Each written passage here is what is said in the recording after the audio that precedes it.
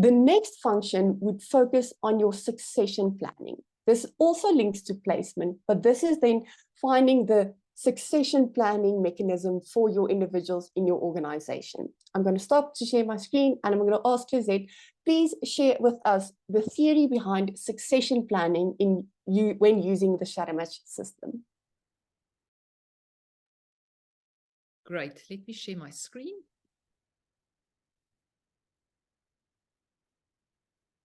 So if we look at succession planning, it's important to know that succession planning is mostly where we would like to replace a manager or a senior executive or even a business owner that's close to retirement or that might be selling the business. So that's where we're looking at a successor that's going to fill the shoes of somebody in a more senior position. So the important step always is to start with your benchmark. So for succession planning, it will be important to create benchmarks for the management, the senior executives, and if applicable, for the business owners. So these will be your management, senior executive, and business owners where you look at finding successors. Now, once you've created these benchmarks, you then search your own shadow match database. So remember, that's why it's important to get the data of all your employees on the system, because the moment you now start looking for a successor for a specific role, and it might be a specialist role as well, but I think traditionally it's more with regards to your management and your senior executives where you look at succession planning. And I know there are other roles, so the same rule will apply. So you then create your benchmark and then you search your shadow match database. That's then your database of your individuals in your company. We refer to this as the reverse multi-match, and Suzanne will demonstrate this on the system. Now, as soon as you've taken the benchmark, you've done a reverse multi-match. In other words, the system took the benchmark, searched your shadow match database to find individuals with similar habits to those of your successful managers or senior executives, or the role that you have then chosen where you are looking for a successor. You then look at the list and you decide, this is the one or maybe two individuals that we would like to develop into this role, and that will be the perfect individual to act or to be the successor for the manager or the executive or the director or whatever it might be. Now, once you've decided on that individual, development then starts to take place. And I know in most situations there's a year or a couple of months shadowing. And in that time of shadowing this person whose footsteps this person will now follow in and whose role and shoes this person will fill, the development is then threefold. So whilst this person is being developed for the role, firstly, they need to obviously gain the knowledge of how do I act as a manager? What are the things I need to know in terms of the knowledge and the content of this new role that I'm going to be fulfilling? Secondly, they need to be trained on the technical side, the skills necessary for this job.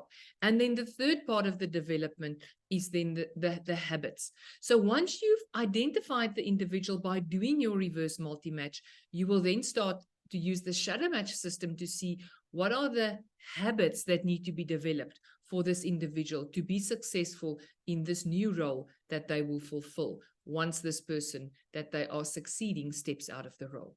So thank you, Suzanne. You can show us then the reverse multi-match on the system.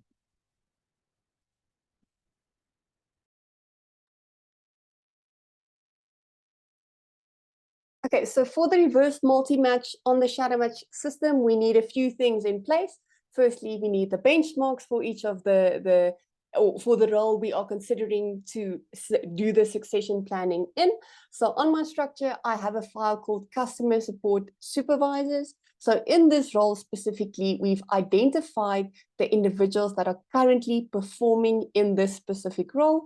We've marked them as benchmark individuals, and they're contributing to our benchmark. So we have the context map of what is this role, this senior role we want to develop towards in our succession planning game plan. What does the combination of specific habits that are functional towards success look like? So we have the first element in place. We have our benchmark of the specific role. For the reverse multi-match, I go directly to a benchmark. So I click, as you've seen, on the shadow match benchmark in my left main menu. And now I click on the multi-match button here at the top.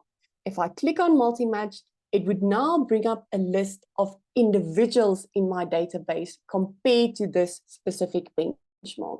So the score I will see here is the individual's unique behavioral preferences compared to that specific benchmark I'm considering, and what is the alignment or the chances of that individual also being successful in that specific context.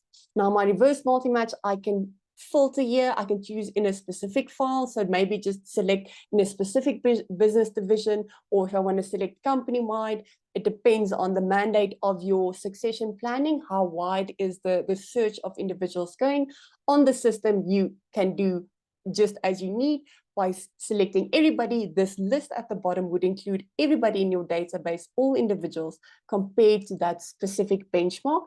In this case, our supervisor benchmark, the one we want to get our next successor developed towards. Now we can see there's a few very great matches to this, where we see the individual already has a close alignment to what is going to be expected of them behaviorally in this role. So if we now identify, let's say the top individual here, Christopher Locke, and we say, okay, what would be our next step? We've decided on Christopher. He's one of our potential individuals we're going to do the succession planning with. Now we need that final step of understanding the development journey.